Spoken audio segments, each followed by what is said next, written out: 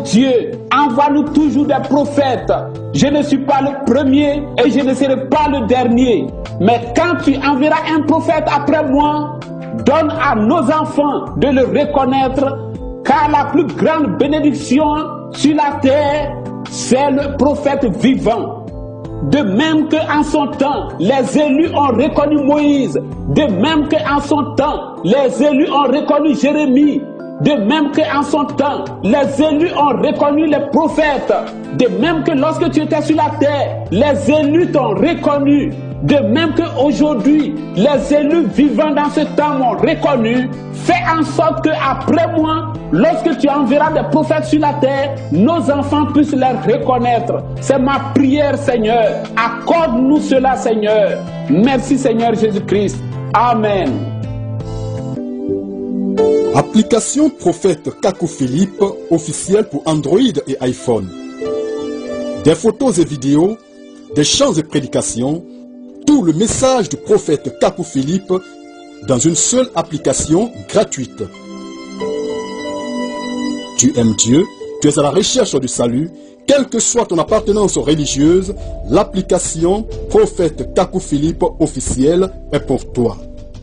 Soyez le bienvenu, fidèles téléspectateurs. C'est votre émission au centre en direct à PS TV depuis la République démocratique du Congo. Ici, la République démocratique du Congo, un pays où nous avons tout, mais avec une population qui souffre. Le gouvernement Sama Lukonde est un gouvernement attendu par la population en général. Ce gouvernement a donné l'espoir au peuple congolais par rapport au programme du Premier ministre Sama Lukonde. Il a chiffré ce programme à 36 milliards d'euros, à 38 milliards plutôt pendant 3 ans, 12 milliards, 12 milliards, 12 milliards chaque année. Ça a donné l'espoir aux fonctionnaires et aux plusieurs personnes que leur salaire, peut-être que le gouvernement peut améliorer cela.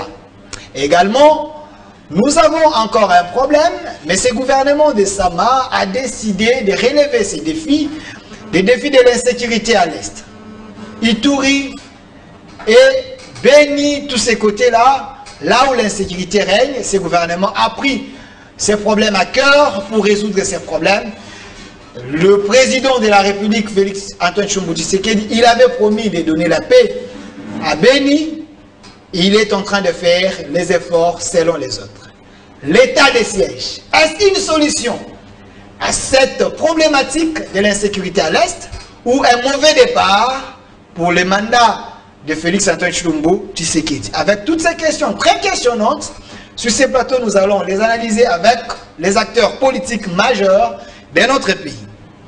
Je commence par M. Phocas Koukelemena, lui qui est politologue de la République. M. Phocas Koukelemena, soyez le bienvenu. Merci, messieurs les journalistes, pour l'invitation. Je compte saluer mes co-débatteurs de ce soir. Aussi l'équipe technique qui va me prendre en charge. Je crois que la soirée sera meilleure. Prenez le micro, M. Phocas. Ok, parlez. Je disais merci pour l'invitation. Je salue mes co-débatteurs de ce soir. L'équipe technique qui va nous prendre en charge. Le débat sera bon. Merci. Voilà, à côté de vous, nous avons la présence de M. Mathieu Takizala. Il est DG de Spécial Autogarage. Il est également entrepreneur. Il nous vient de la diaspora. Il est congolais, nationaliste. M. Mathieu Takizala, soyez le bienvenu. Je vous remercie, cher Delphin. J'aime bien l'émission parce qu'elle est au centre des dangers en République démocratique du Congo. J'ai salé mes deux débatteurs qui sont en face, M. Kitoko et Phocas, qu'on a l'habitude de temps en temps de partager un peu les enjeux de la démocratie du Congo. Mais ce soir, on sera sur cette émission qui s'appelle Au Centre. Parce que vous savez, le taux de chômage, à l'heure actuelle, 90% de la population active. Et quand un pays a un chômage de masse, rien ne peut se projeter. Il faut relancer l'économie de la démocratie du Congo, qu'on essaie un peu de parler de l'État. Voilà. De l'autre côté, nous avons M. Michel Kitoko, Pesa Fongola, Moka Fongola. On ne sait plus si ça continue encore. Monsieur Michel Kitoko, leader des clubs des patriotes congolais, vous êtes là avec nous, vous vous identifiez de l'opposition. Vous devez quand même nous aider aussi à comprendre De quelle opposition? Les résistants ou l'opposition en général, monsieur Kitoko? Soyez bienvenue. Merci d'abord pour m'avoir présenté. Mais M. Kitoko a la possibilité, les facultés nécessaires, lesquelles vont permettre à ce qu'il puisse aussi se présenter. Et s'il y a peut-être quelques corrections en rapport avec la présentation que vous venez de faire, je peux le faire en disant tout simplement que je suis leader du club de patriotes congolais, en même temps initiateur de la dynamique politique PESA Fongola Mboka. Et je sais ce que j'affirme, je l'affirme avec conviction.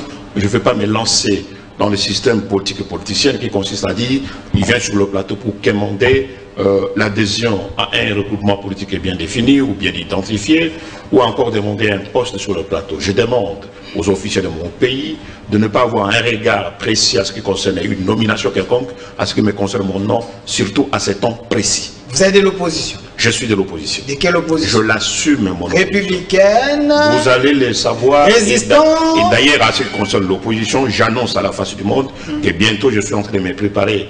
Il y aura un document officiel, quelque chose d'une haute importance qui va réunir les forces de l'opposition, lesquelles vont permettre à ce que nous puissions renverser la donne le plus tôt possible. Voilà, je préfère directement commencer avec vous, car la thématique d'aujourd'hui, les gouvernements Samalou Kondé face aux réalités, nous en parlons, mais M. Michel Kitoko, quand vous êtes de l'opposition, quand même, Sam avait promis un gouvernement de warriors. Vous avez vu, il a mis ce gouvernement en place. Des budgets chiffrés à 36 milliards. Selon vous, est-ce ça serait les budgets réalistes ou soit c'est une manière de vendre du vent aux Congolais? Merci beaucoup pour cette question, mais j'aimerais simplement dire ici que cette question, je pense que vous allez poser en même temps à mes co-débatteurs et surtout les analyses qui peuvent provenir à ceux qui ont l'habitude de dire les choses réelles, des choses aussi vraies pour la République. Parce que si je le dis simplement en tant que Michel Kitoko, les gens ils diront parce qu'il est de l'opposition, voilà pourquoi il annonce un certain nombre de choses qui sont peut-être réalistes. Et ce que je veux dire ici sur le plateau, ce sont des réalités et des évidences à ne pas nier. Okay. Le président de la République actuelle, quand il était dans l'opposition, durant toute la période de campagne électorale, il a présenté aux citoyens congolais, il a annoncé qu'il y aura un budget, vous le savez très bien, aux alentours de 18 milliards de dollars par an. Est-ce qu'il avait annoncé? Et la population, c'est sur base de ça qu'il y a eu une adhésion massive par rapport à ce genre de promesses. Aujourd'hui, le même président de la République sait très bien que depuis qu'il a commencé, depuis qu'il a prêté serment dans ce pays, il a que le budget. Il a présenté au peuple congolais la réalité du budget dans les 2 ans qu'il a déjà opéré. Et aujourd'hui, le même qui, après avoir cassé avec le FCC, et présente encore quelque chose d'irréaliste au peuple congolais par son gouvernement, en disant comme si on était à la période de campagne, voilà le budget sera augmenté sur base de que la réalité, on va encore annoncer de promesses sur des promesses, des fois irréalistes au peuple congolais. Vous voyez déjà ce qui est en train de se passer dans notre pays. La question de la pression fiscale dans notre pays s'élève à combien? Avant de parler d'un budget de 15 milliards ou de 36 milliards comme on est en train de l'annoncer, la pression fiscale déjà qui permet à ce qu'on puisse récolter l'impôt dans ce que nous avons, le produit intérieur brut, s'élève à combien? Et c'est sur base de ça qu'on peut déterminer réellement au niveau de cotisation, au niveau de prélèvement, même si c'est à 100%, si on peut arriver au niveau réaliste de ce que le Premier ministre a annoncé. D'emblée, je peux vous dire et annoncer à la face de tous les citoyens qui nous suivent que c'est de la blague absolue. Dans ces divans? Non seulement du vent, mais j'ai dit, mais ils sont en train de blaguer. Merci. Monsieur Mathieu Takizala, je vous ai présenté ici comme DG d'une entreprise spéciale auto-école également. Spécial autogarage. Spécial autogarage et également aussi de la diaspora. Oui. La même question à vous. Pensez-vous que ce gouvernement a annoncé le gouvernement de Warrior, cette manière de faire le budget, ou soit de dire aux Congolais qu'on peut arriver à 36 milliards selon M. Michel Kitoko, il a pas un tableau ici, un peu compliqué, que ça serait difficile. Vous y croyez? Je me rappelle qu'à l'époque léopoldienne, quand la Belgique est arrivée, il n'y avait rien. Ça signifie qu'il faut planifier des choses en tant qu'économiste. Nous devons savoir qu'à l'heure actuelle, la République démocratique du Congo a fait pendant 6 décennies où on croyait uniquement dans la logique métaux-roi. Vous comprenez, le royalties, il devait venir uniquement autour des métaux. Mais bizarrement, avec la crise de Covid-19, nous tous qui sommes dans ce plateau, nous sommes républicains, nous devons savoir que d'où la République démocratique du Congo tirait ses ressources. Les ressources étaient autour de royalties douanières. Et puis le royalties autour de mines. Mais bizarrement, les économies majeures qui achetaient en République démocratique du Congo ont perdu beaucoup d'espace pour acheter logiquement dans notre pays, parce que le taux de chômage ne permet pas à un État d'être attractif. C'est pour ça qu'on a toujours dit que parmi des crises, vous soyez de l'opposition, vous soyez du pouvoir, nous devons être réalistes avec nos réalités actuelles, de proposer une alternative qui peut être audacieuse et souple, parce que le pessimiste ne peut pas construire la République démocratique du Congo. Je pense que le peuple n'a pas besoin de ça. Nous, l'élite, on est une grande partie de la responsabilité de la République démocratique du Congo. Nous manipulons plus bien la langue de Molière ou de Foxy. Et j'espère, mais bizarrement, l'assiette est un complot. Mais monsieur Michel, c'est pas sur les réalités. Écoutez, s'il vous plaît, s'il vous plaît. Je commençais dans la jeunesse de la République démocratique du Congo. Ça signifie qu'elle commence dans l'époque léopoldienne. C'était la forêt ici. Il n'y avait même pas où on pouvait dire. Ça signifie qu'un manager, lorsqu'il arrive, il peut trouver une corbeille vide, mais il essaie un peu de mettre de pas sur place en disant voilà, moi j'arrive, je vais gagner ici, je vais produire ici. Donc logiquement aujourd'hui, comme on a fait ce pays uniquement que la logique politicienne, nous devons croire qu'autour de la politique, ce sont des erreurs graves. C'est pour ça que nous disons, qu'ils soient l'opposition, qu'ils soient ceux qui sont au pouvoir, mais à un moment dans tous les pays du monde, ça signifie qu'on doit se fédérer pour une idéal noble. L'idéal noble, ça devait être quoi, mon compatriote? Ça signifie qu'aujourd'hui, beaucoup d'États, mais c'est Guito qui vient de la France, non? Vous savez, la maman qui vend au marché ne se préoccupe même pas des budgets nationaux. Ça signifie que le secteur privé joue un rôle et l'administration joue un rôle. Mais le vrai problème de la République démocratique du Congo aujourd'hui, si nous restons uniquement dans cette corbeille-là de croire le budget annuel de la République démocratique du Congo et de ne pas comprendre qu'il faut relancer le secteur privé pour que l'occupation salariale soit en République démocratique du Congo, ce sera des diagnostics fausses et démagogues.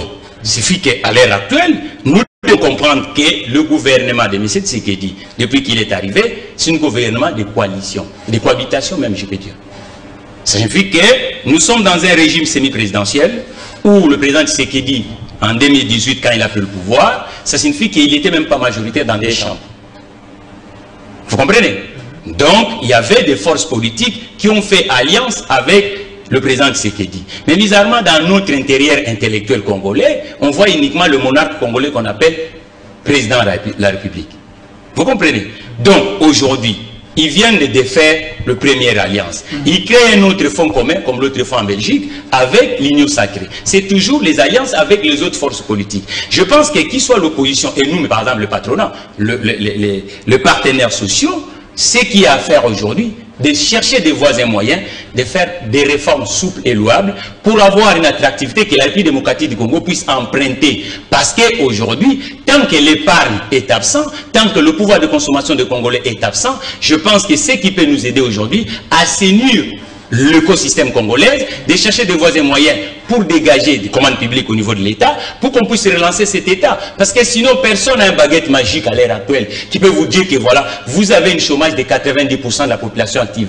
Vous n'avez même pas cinquantaine, parce qu'on a une économie de marché aujourd'hui. Il n'y a pas une cinquantaine d'entreprises congolaises, des capitaux congolais, qui gagnent même dans le marché domestique. Au moment où on parle de l'économie de la bourse, ou même la gestion coloniale était encore en avance. Ça signifie qu'un politique averti, qui fait des analyses dans un tableau, il faut que ce soit des analyses concrètes et réelles, et réalistes. Ça ne soit pas des analyses pousse-toi. Moi, je me mets. Parce qu'on a l'habitude dans ce pays, en fait. Ça signifie que ceux qui sont, par exemple... Cette politique n'aide pas les pays à avancer. Mais oui, mais je vous dis que c'est pour cela qu'il faut des réformes qui peuvent permettre à ceux qui s'appellent opposants, qu'on les donne même des petites communes comme Makala. Ça signifie que quand on vient dans les espaces publics, on leur demande, mais si vous êtes là-bas, quel est le plan que vous mettez là-bas sur le terrain? Qu'est-ce que vous faites? Parce que ça va responsabiliser tout le monde sur l'espace public.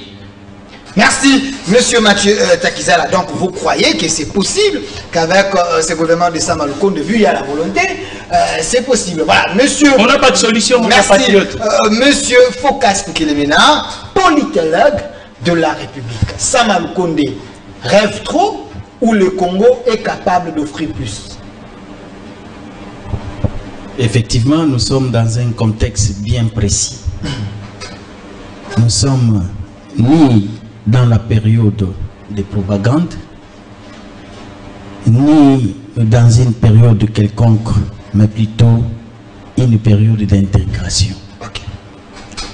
Une période d'intégration, c'est une période de l'exécutif.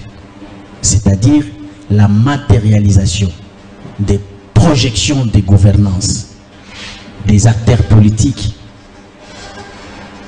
Or, la projection est une autre chose. La matérialisation exige des instruments substantiels tels que les temps, le moyen et les personnels. Partant du personnel, on a déjà une équipe de 57 ministres. Ça, c'est le personnel pour exécuter les projets. Partant du temps, on nous dit qu'il reste au gouvernement Samba 2 ans et demi. En termes de moyens, on vous présente un budget. Ici, est-ce que nous devons aller dans des réflexions utopiques ou bien nous devons nous approcher à la réalité pratique? Les pragmatismes. Parce que pour ceux qui pensent que dire que c'est utopique sont,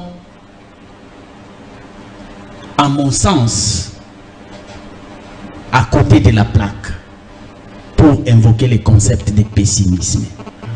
Tu sais pourquoi?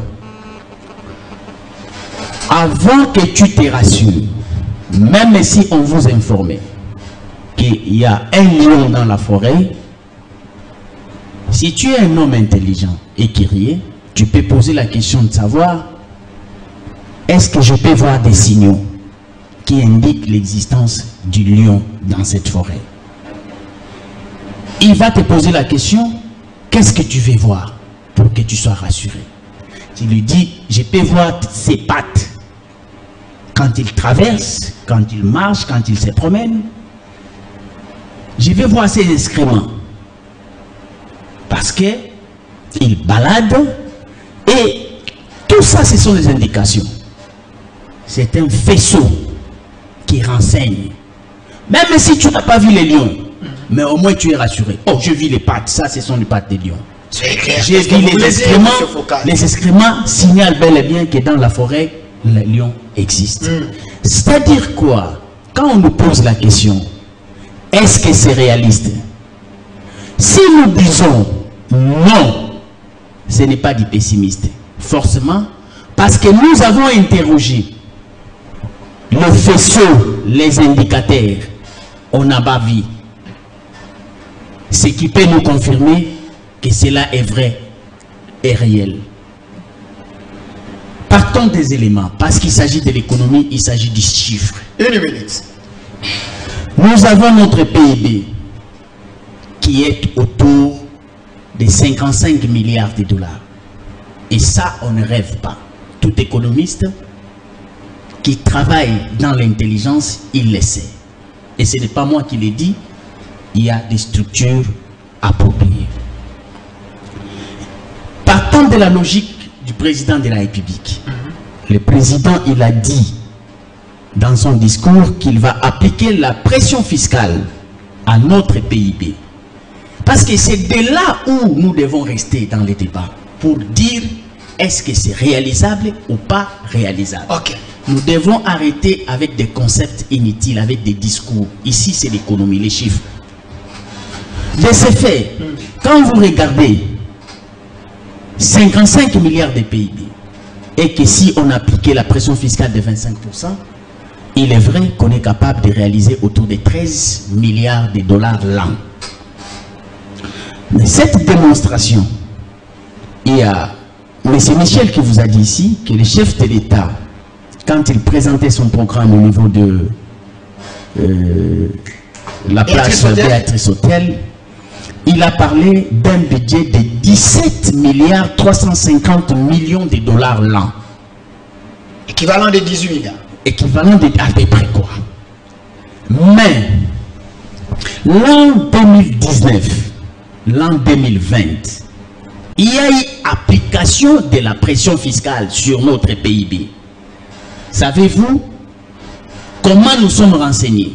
C'est parce qu'il y a eu déjà la reddition des comptes de l'année 2020, de l'année 2019. Cela nous renseigne que la pression fiscale qui a été appliquée à notre PIB est une pression fiscale limitative à 7%. Donc, quand vous calculez, dans l'assiette, vous trouvez qu'on a été capable de ne mobiliser que 3 milliards 500 millions de dollars. Et ça, vous le savez. En dehors du discours propagandiste, le chef de l'État, avec son mandat, il a commencé avec les rêves de 11 milliards.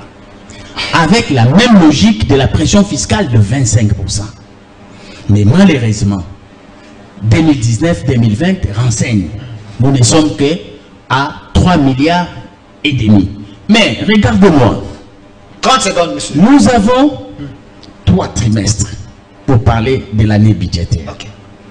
Le premier trimestre vient de s'achever. Aucun élément indique qu'il y aura augmentation, que nous ferons mieux que 2020. Jusque-là. Je dis bien, parce que c'est déjà clôturé. Okay. Maintenant, on a entamé l'autre trimestre. Okay. Nous sommes au mois de mai. Donc, déjà du janvier, février, mars, on a clôturé le premier trimestre. Aucun indicateur, aucun signal. C'est comme si quelqu'un qui dirait, je n'ai pas vu des traces du lion passer. Ça n'existe pas donc alors. Donc, ce n'est pas du pessimisme. Pourquoi? Parce que ici, nous ne sommes pas dans des discours philosophiques. Ici, on est devant la réalité. Voilà, c'est pourquoi moi j'adore l'approche d'Adolphe Mouzitou. En dehors d'être politique, il essaie un peu de faire avec la science. Merci. Voilà. Monsieur Phocas Koukelimena, je vous ai laissé suffisamment le temps pour que les gens puissent comprendre la logique de votre idée. Monsieur Michel Kitoko, Monsieur Phocas a donné les chiffres. Monsieur Takizala vous a dit que c'est possible. Est-ce que avec ces gouvernements, il y a quelque chose que j'aime, le gouvernement des warriors, des guerriers, les gens qui peuvent faire l'impossible, les gens qui peuvent se battre pour donner la solution aux Congolais. Est-ce qu'ils ne peuvent pas faire plus? Parce que les gens de Kabila à l'époque bloquaient, maintenant comme il y a l'IGF, il y a des gens qui peuvent contrôler, il y a des gens qui peuvent faire un suivi réel pour que les caisses de l'État puissent avoir de l'argent. Ne pensez-vous pas que cette volonté-là des warriors peut changer les choses? Bon, vous savez, vous n'allez pas dire aujourd'hui sur le plateau que le président de la République n'avait pas une volonté pour arranger ou améliorer l'assiette fiscale dans ce pays. La volonté peut exister, mais votre capacité à détecter le moyen avec les outils qu'il faut pour réaliser cette volonté, c'est là que ça pose un problème.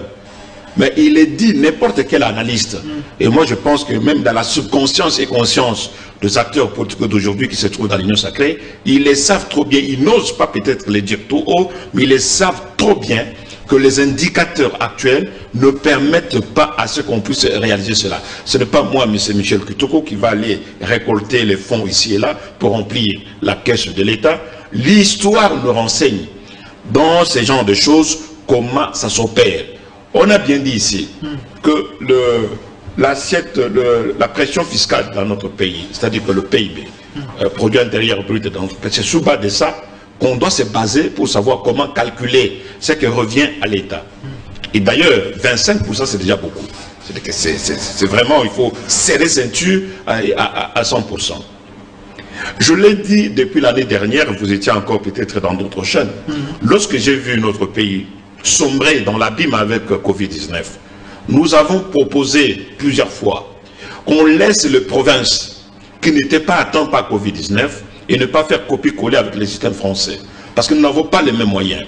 Les provinces qui n'étaient pas atteintes, on pouvait les épargner de l'état d'urgence pour qu'ils tournent, que l'économie tourne de manière réelle pour pallier aux insuffisances. On a confiné capitale, tous les Congos, on a découvert même les provinces et districts qui n'ont jamais été atteints jusqu'au moment où nous parlons de Covid-19 comme prétexte.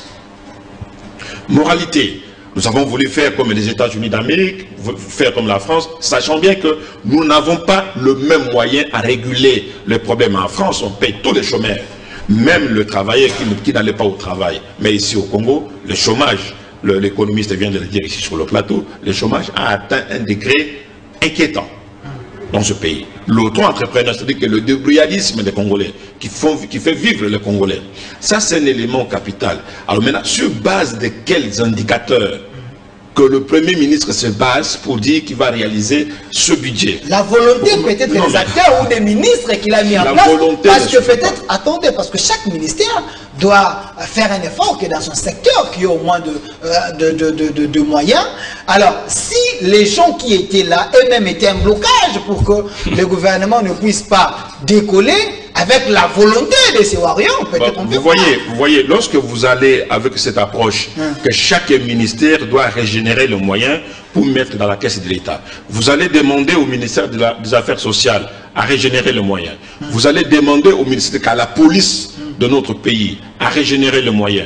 Vous avez demandé à tous les ministères des Affaires étrangères à régénérer le moyen. Vous avez demandé à l'issue des régions. Est-ce que c'est un péché? Non, c'est pas comme ça que le pays fonctionne.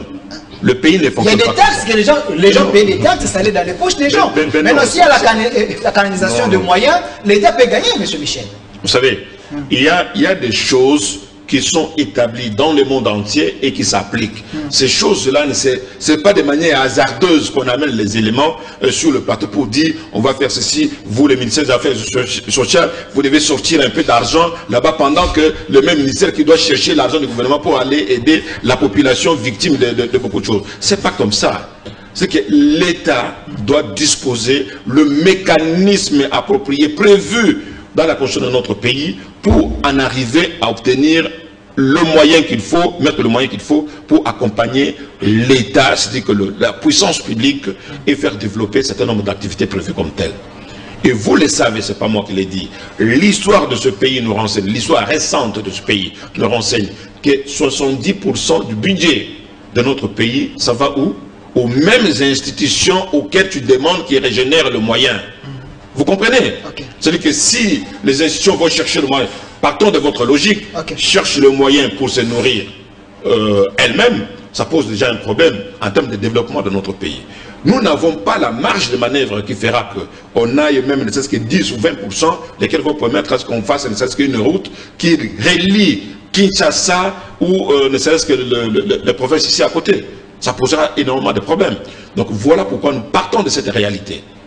Ce n'est pas question ici que nous avons un diamant autant de carats que l'État congolais va vendre pour amener de l'argent. Non, rien à voir.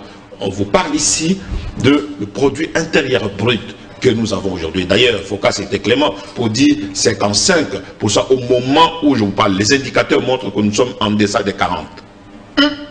Au moment où je vous parle, les indicateurs... Non mais attendez, je vous dis, les indicateurs montrent, après Covid-19, que le produit intérieur brut de notre pays a susceptiblement baissé. Avant de donner la parole à M. Takizala, c'est important, une question directe. Louzo Lobambe avait dit avec 15 milliards que l'État ne voyait pas, avec l'IGF, avec l'État des droits. Si Félix Tshisekedi arrive à bloquer les trous, les tuyaux qui faisaient couler cet argent, vous ne voyez pas que non, Samaloukounde peut quand même se ressourcer. Mais vous comprenez que nous sommes partis de principes, de paroles, slogans. Et les gens se basent sur la parole de Louzo Lobambe. Louzo Lobambe n'est pas un prophète économique de ce pays. Partons de ce principe-là, de ce que Louzo Lobambe a dit. Admettons qu'il a dit qu'il y a 15 milliards qui échappent à l'État congolais. Au moment où il a dit quel était le produit intérieur brut du Congo, pour qu'en même temps les 15 milliards échappent et en même temps il y a quelque chose qu'on doit mettre dans la caisse de l'État. Pour vous montrer que ce que lui a dit ne correspond pas aux réalités de ce que les acteurs politiques, les acteurs majeurs qui gouvernent notre pays allaient croiser sur le chemin. Donc le même qui ont pris Louzo Lobambe comme exemple, ils sont là, ça fait plus de 2 ans et demi qu'ils sont dans les affaires, ils n'ont jamais déniché où se trouve le 15 milliards prévu par Luzolo Bambi. On ne fait que parler de Luzolo Bambi. Luzolo Bambi, il est qui Luzolo Bambi? Un juriste, je le reconnais de ses talents. Merci. Mais dire qu'il y a effectivement quelque part où se loge 15 milliards, avec ces chiffres-là, je suis désolé de vous dire que non, ça n'existe pas. Merci, monsieur Michel Kissoko, monsieur Matieta Kizala. Nous voulons aller de l'avant, nous voulons que le peuple se retrouve, mais il ne faut pas faire du sensationnel. Donc le gouvernement doit se baser sur la réalité, sur les lois, sur ce qui existe, et ne pas faire rêver les Congolais, et puis ne pas arriver à ce qu'ils ont promis. Est-ce que la volonté seule suffise, ou soit il faut accompagner cela avec l'armure économique ou les lois qui entourent les choses? Je pense qu'il faut quand c'est devenir économiste avec des chiffres de PIB, tout ça, ainsi de suite, mais il n'a pas parlé de l'endettement de la République démocratique du Congo, parce qu'il y a toujours des brèches où on peut se retrouver. C'est pour ça que je parlais des réformes. Okay. Ça signifie que si aujourd'hui, on a assaini le finance publique de la République démocratique du Congo, le pourcentage de l'endettement public de la République démocratique du Congo est inférieur aux autres endettements. Parce que, vous savez, aujourd'hui, quand vous parlez de la République démocratique du Congo, qu'on parle des Congolais, les Congolais ont peur d'aller chercher le crédit. Or, que le crédit, c'est un outil qui permet pour produire aussi. On ne peut pas produire sans crédit. Mais ce qui fait que les institutions de créance ne prêtent pas à la République démocratique du Congo, c'est la crédibilité de cet État. C'est pour ça que nous disons. Et puis, la production se fait du bord informel. Ça signifie que nous avons 3-4 outils qu'on peut utiliser à l'heure actuelle pour que nous puissions gagner le temps. Parce que sinon, sans ça, on va rester à analyser et réanalyser et ça n'avanceront pas. Le premier outil, c'est l'assainissement. Moi, j'avais dit, du point de vue comptable, le gouvernement des chers Samalou Kondé, ça devait être un gouvernement comptable de 15 ministres. Vous comprenez? Parce qu'on quittait la logique d'un gouvernement de 66 ministres. Parce que rien que même le bâtisse, vous comprenez, le bâtiment qu'occupaient les 66 ministères du gouvernement de Lunga Lunkamba, on devait faire déjà des économies de 51 bâtiments. Et même on met en logement, c'est déjà une garantie. La République démocratique du Congo a un patrimoine. Vous comprenez, nous sommes un État. Maintenant, le vrai problème de la République démocratique du Congo, c'est assainir, être crédible. Parce que même les États-Unis d'Amérique, interroger l'endettement des publics de l'États-Unis d'Amérique, c'est supérieur à la PIB, c'est ce qu'ils produisent. Mais nous, l'endettement est faible. Mais ce qui nous donne une grande difficulté, c'est la transparence. Et puis, une deuxième réforme dans le secteur financier. Réforme financière. Parce que vous allez voir qu'il y a assez de la masse monétaire en République démocratique du Congo. Il n'y a pas longtemps, vous avez vu, on dit 2 milliards à échapper et partir dans un pirogue. Vous comprenez, même les mamans qui vendent au marché, les gars des combis, tout ça, ainsi de suite. Le soir, l'argent reste avec les gens. Et même la banque postale ne récupère pas ça. Or, l'argent, on ne peut pas garder. Chez Focage, chez M. Kitoko, ainsi de suite. L'argent doit être dans un circuit financier. Et quand il est dans le circuit financier, on le réinjecte dans l'économie productive. Ça signifie qu'il faut amener une réforme de cette industrie-là. Quand vous voyez toutes les loyers que vous payez aujourd'hui à la République démocratique du Congo, ça se paye uniquement en espèces. Donc, normalement, il faut clarification. C'est pour ça que moi, j'avais écrit un truc au président de Tshisekedi, le plan de redressement, comment on peut trouver cet argent-là, hein? Il y en a. Mais aujourd'hui, nous attendons, si les gens veulent quand même que nous bougeons, parce qu'on peut le faire. Parce que quand vous prenez, par exemple, on divise toute l'activité qui se fait en République démocratique du Congo, du bord informel, et qu'on le met dans la formalité, nous gagnons des points de la TVA et des impôts. Parce que ça s'est fait du bord informel. Les Congolais même, ils sont pauvres. Mon compatriote, il se loge, il mange, il consomme. Mais il consomme du bord informel, mon compatriote. Quand vous prenez le taxi, le nombre de voitures et de motos qui sont dans la ville de Kinshasa, cet argent n'est pas hébergé dans le circuit financier. Vous comprenez? Et les transactions entre les entreprises. Donc, et puis, réformer autour des entreprises du portefeuille. Parce qu'on a une tirure d'État qu'on appelle les entreprises portefeuille, même on appelle à chaque fois en jargon économique, ce sont des éléphants blancs, canards boités, ainsi de suite, mais il y a quand même un patrimoine. Quand vous allez à l'ONATRA, ils ont des bâtisses, ils ont tout ça, ainsi de suite, on peut réévaluer. C'est pour ça qu'il faut évaluer l'économie congolaise d'aujourd'hui. Réévaluer et trouver les gens, mais oui, trouver les gens capables. Parce que si je dis, M. Kitoko est là, citez-moi, il vit en France, la maman qui est le voisin, il ne parle pas du budget de l'État. La maman est sa voisine, à Lille ou à Paris, il ne parle pas du budget de l'État. Parce qu'il y a un secteur privé promoteur. Et je répète là, sans secteur privé, sans l'occupation de la population, non. Ça ne passera pas. Mais maintenant, aujourd'hui, pour que ça passe, ce sont on dit qu'il faut assainir. Moi, je proposais 15 ministères. Mais comme la logique politicienne a dominé, a pris l'espace de l'économie, nous disons, bon, ça va, c'est pas grave. Comment on peut le faire? Un ministre qui avait 10 conseillers. Vous comprenez? Un ministre qui avait 10 conseillers, on le remène avec 4 conseillers. Il faut faire des économies budgétaires, comptables. Un ministre qui avait 10 voitures derrière, on réduit le nombre de voitures derrière. Et on baisse les émoluments, vous appelez ça ici émolument, le salaire de privilégiés de la société congolaise. Et tous sont plus du bord politique. Vous comprenez? Un député touche, je crois, 13 000. 13 000. Si on dit, c'est $1, c'est voilà, 6 milliards.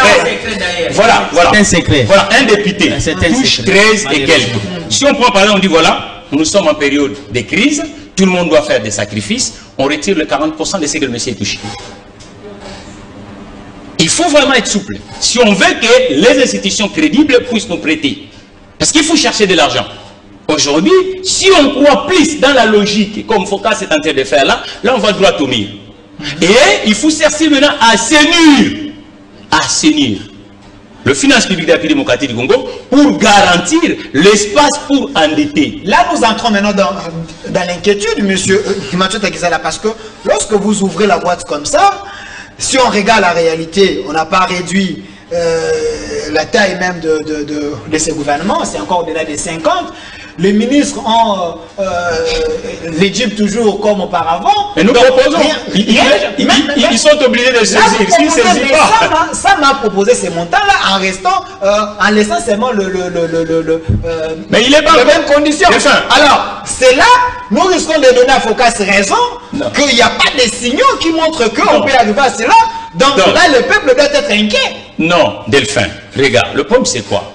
Il faut que même ceux qui nous gouvernent aujourd'hui, et même nous qui sommes dans le plateau, cherchons de sorte que nous puissions faire même un pas. Au lieu de faire un pas en avant, c'est 2 pas en arrière, ça ne sert à rien. Nous disons à Samalkoun. Là, vous réfléchissez à aller en place.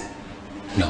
Mais vous nous l'avez appelé ici pour analyser, non? Mais la réalité, basons-nous sur la réalité. Écoutez, mais cette réalité, je vous dis qu'il n'est pas impossible si on injecte ce genre de doses que nous proposons. Parce que Focas n'a pas dit le taux d'endettement public de la République démocratique du Congo. Donc il y a encore d'autres brèches. Nous avons un patrimoine qu'on appelle les entreprises du portefeuille. Et ces entreprises-là, il suffit de les réformer et puis chercher le vrai associé à l'intérieur. Nous créons un actif qui est là tout de suite. Donc c'est pour ça que nous disons qu'il y a encore, au lieu de rester en disant non, c'est possible.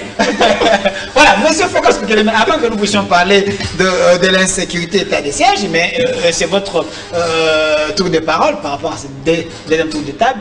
Monsieur Focas, oui. C'est vrai, vous avez calculé. Là, vous restez dans les chiffres. Il n'y a pas moyen de sortir. Mais monsieur Takizala vient de proposer aussi, il a parlé de l'endettement. Est-ce qu'il y a encore un autre moyen, au-delà de ce que vous avez proposé, si Sam est en train de nous suivre, parce que vous êtes politologue de la République, qu'est-ce qu'il peut faire pour arriver? C'est intelligent, votre questionnement. Le problème, c'est que Takizala pense qu'être politologue, c'est ignorer les chiffres. Non, je dis pas. La République se gère avec l'économie. Okay. Un politologue sérieux doit avoir la maîtrise de l'économie. Parce que c'est avec l'économie qu'on peut faire la politique. Mais ici, l'exercice que nous voulons faire ici, c'était vraiment l'exercice qui devait se passer au niveau de l'Assemblée nationale lors de la défense, de la présentation du programme du gouvernement entre le Premier ministre et les représentants. Okay. Tu vois, les arguments de Takizala constituent un débat. Okay. Le problème, c'est que nous ne sommes pas dans la même diapason. C'est pourquoi je vous ai dit d'entrée des jeux, contextualisons notre débat. Takizala est en train de nous fournir des éléments qui devaient se faire en amont. Mais nous avons 500 députés. Ces 500 députés n'ont pas eu le temps. S'il te plaît. Tout ce qu'il est en train d'argumenter, ça doit être des questions qui se débattent avant même que vous puissiez tisser votre corps du programme de gouvernance. Et on occasionne effectivement ces débats-là sur la place publique, chez les représentants, parce qu'on suppose que ces députés-là, même si on dirait que ça paraît faux, cette version de dire que ce sont les meilleurs d'entre nous. Mais ici, il faut noter que quand lui présente la situation, et je vais vous informer que la dette extérieure que nous avons, c'est autour de 3 milliards 400. Acceptable. Parce qu'au fait, même les institutions de Bretton Woods, ils s'organisent pour vous emprunter autour de 20% de votre PIB. Si nous calculons en termes de notre PIB, nous sommes capables d'emprunter auprès des institutions de Bretton Woods autour de 11 milliards de dollars parce que ça représente 20% de notre PIB. Ça, c'est classique. Mais nous ne sommes pas à même de pouvoir accéder. Pourquoi? Parce qu'il s'est fait sans suivre des conditionnalités que vous devez réunir. Ce n'est pas parce que vous avez la volonté d'aller vous endetter qu'au facto on vous donne. Il y a des conditionnalités liées à des aspects de gestion des finances publiques. De ce fait, la République démocratique du Congo, je vais encore ajouter un autre chiffre, la dette intérieure, c'est aussi autour de 3 milliards. 3 milliards, 4 milliards. Voilà les actifs et les passifs en termes de chiffres de notre République. D'où, si j'emprunte la démarche de Takizala, il vous parle de l'approche managériale qui consiste qu'à partir des difficultés, on peut convertir des difficultés en opportunités pour créer la richesse. Mais le manager n'est pas un magicien. Le manager, pour arriver au résultat, réunit encore des instruments. C'est quoi? D'abord les temps. Dans les temps, dans l'esprit, dans le virtuel, il peut voir la richesse. Mais quand c'est potentiel, c'est du virtuel. Mais pour le matérialiser, il faut un travail. Pourquoi? Parce qu'en termes de richesse, une richesse telle que par exemple les diamants, c'est une pierre qu'on peut déposer ici. Pour la décoration, si on ne sait pas qu'il faut appliquer un travail de l'intelligence de l'homme pour valoriser les diamants, ramener ça au niveau du bijou. Donc les diamants, voilà, les diamants en soi c'est une pierre. Mais il faudrait qu'il y ait une intelligence du manager de pouvoir prendre ces diamants-là et convertir ça en bijoux pour que ça puisse devenir richesse. Donc le potentiel n'est que potentiel. Sans l'intelligence, le potentiel ne vous amène nulle part. Nous avons les warriors qui peuvent faire. C'est pourquoi il y a une présomption, je l'ai dit ici, qu'il faudrait qu'il soit le meilleur d'entre nous. Meilleur d'entre nous signifie être capable de résoudre nos problèmes. Résoudre nos problèmes en fonction des moyens qui sont disponibles. Regardez, je vais faire une petite démonstration. Vous devez savoir que nous avons déjà 3 régimes passés. On a élu les députés, on a élu les sénateurs, on a élu le gouverneur, le président de la République et consorts. Nous avions un budget de 3 milliards 600 en 2006.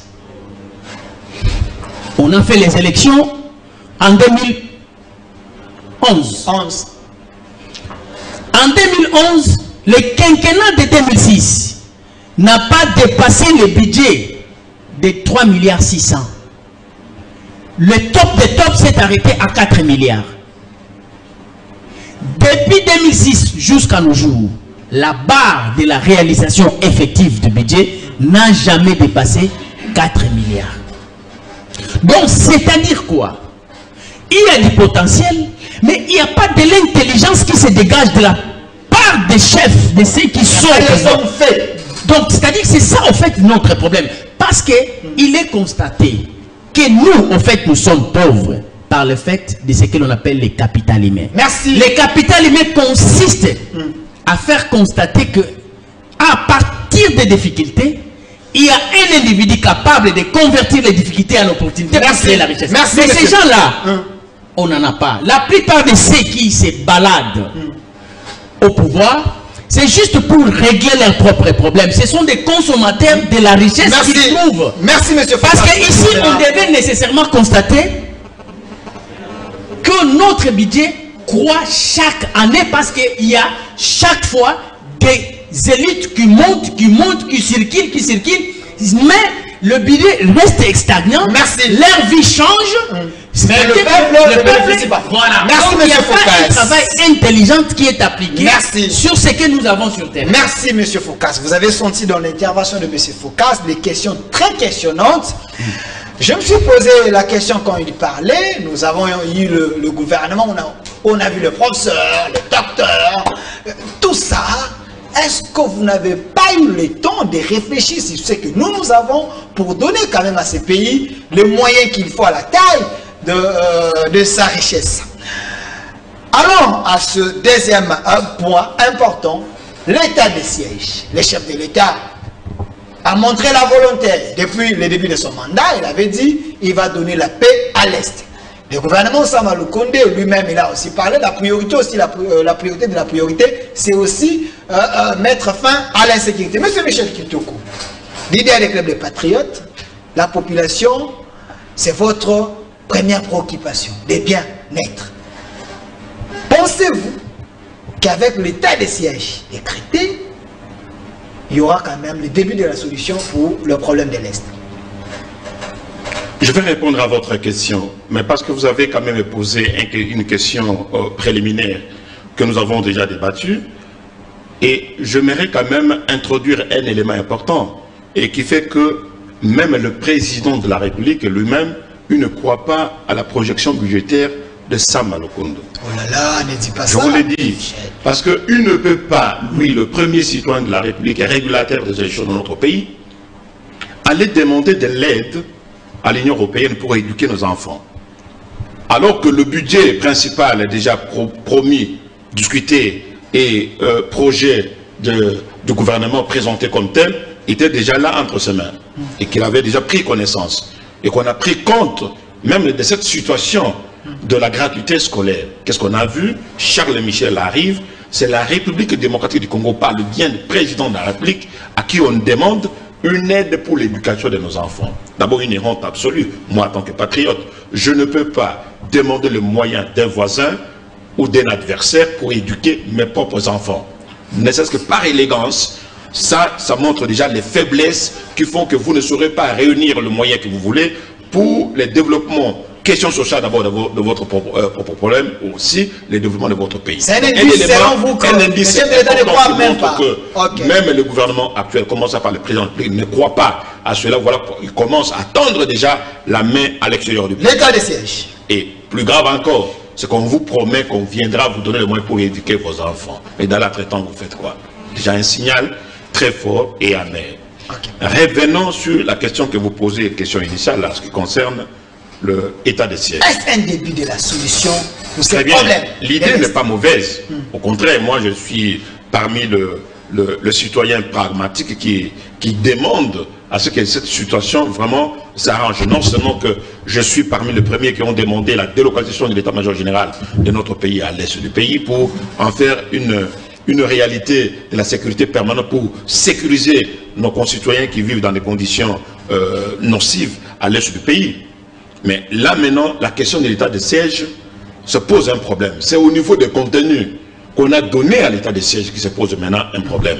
Hein? Donc, mais au niveau de la forme, là, moi, je peux dire que quand j'ai attendu cette mesure, j'étais la personne la plus heureuse hein, lorsque j'ai entendu les nouvelles. Mais lorsque j'entre dans les contenus, c'est le même combat que j'ai toujours défendu pour dire que non, il faut faire un effort à ne pas travailler avec les gens qui ont mis le pays dans un chaos absolu. Et lorsqu'on me donne les noms des gens qui vont piloter ces provinces-là, moi j'ai été découragé en même temps et je ne suis pas le seul à le dire. Les soldats de la nation, ils sont apolitiques, monsieur Michel. Je suis partisan de ceux qui pensent que brassage et mixage dans ce pays était une mauvaise opération.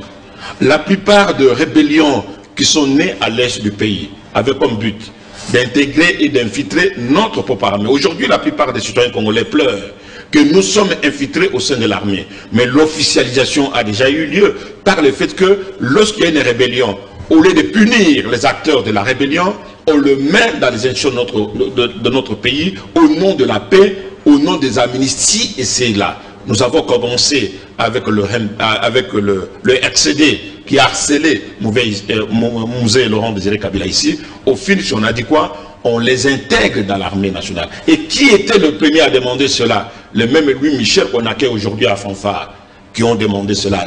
La MONUSCO que nous récusons aujourd'hui était le premier, les champions, à infiltrer les rebelles, de fois dont les origines sont complètement douteuses, au sein de notre propre armée. Officialisation de ça, aujourd'hui les Congolais se plaignent. Okay. Vous revenez à la question du MLC. MLC aussi est venu avec quelques rebelles ici et là, on les a mis dans l'armée de notre pays. Le CNDP par la suite, on les a injectés dans notre propre armée. Le M23 arrive ainsi de suite. Et même demain, la plupart de mouvements armés, que l'État congolais déjà connaît, les identifier où se trouvent. La preuve en est qu'ils savent même les appeler tel ou tel, vous avez fait ça. Voilà, ils connaissent tout ça. Veut dire quoi? Il y a un sérieux problème d'identification, que l'État n'arrive pas à dire la vérité sur la forme qu'il faut donner sur la lutte contre ces rebelles-là. Et aujourd'hui, les voix s'élèvent. Dans quel sens? On a pris les gens, les rebelles, les anciens rebelles, d'après ce que moi j'attends, les anciens, sauf démenti de la dernière minute du ministère de la Défense, hein, il faut vraiment qu'il y ait démenti là-dessus, mais si on va dire que ce sont les éléments militaires rebelles de l'époque qui sont inscrits sur la liste de gens qui sont poursuivables dans notre pays, là ça pose un problème réel au niveau de la gestion sécuritaire, parce qu'ils sont à la base de la déstabilisation de notre pays. Merci, monsieur Michel Kitoko. Monsieur Takizala, là, monsieur Michel Kitoko, quand il a analysé, c'est les inquiétudes de plaisir.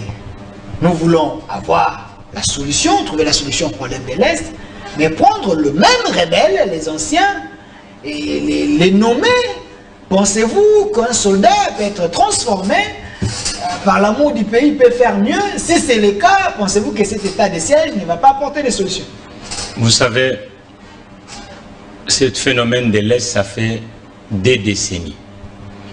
Moi, je me projette en moins d'une décennie, donc 9 ans, qu'on crée 30 millions d'emplois en démocratie du Congo.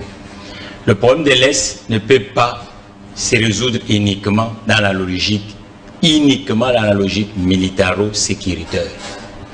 Même le général Marshall, qui était militaire, il a compris qu'un conflit dans un territoire, ça doit se régler d'un côté avec la résonance économique et la résonance militaire.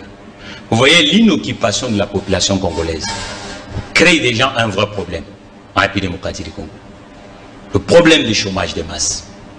Et vous allez voir que la démographie que Dieu a donnée aux Congolais, c'est déjà une grande recherche, mais on ne profite même pas de ça.